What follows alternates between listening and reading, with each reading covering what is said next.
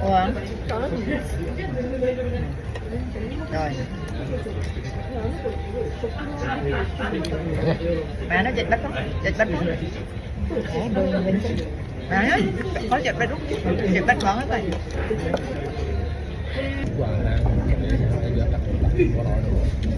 Đang miên càng nhiều.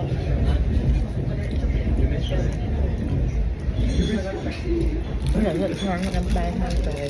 Miên nào? Miên miệng. Rồi. Tôi mua tôi lấy tôi mua tôi lấy. Này cái cam đặt đó. Nó tự ăn đặt luôn không? Không. Đó nó thật tắc rồi đấy. Tắc ấy, giờ tắc đầy cao rồi. Ăn không? Tắc buôn á. Má anh do mua trên ông đây này. Sumimasen.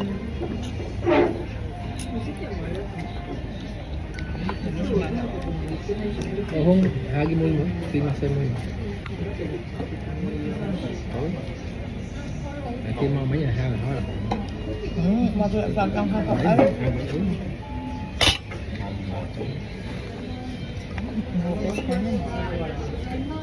bạn hỏi bạn xí Ngành bạc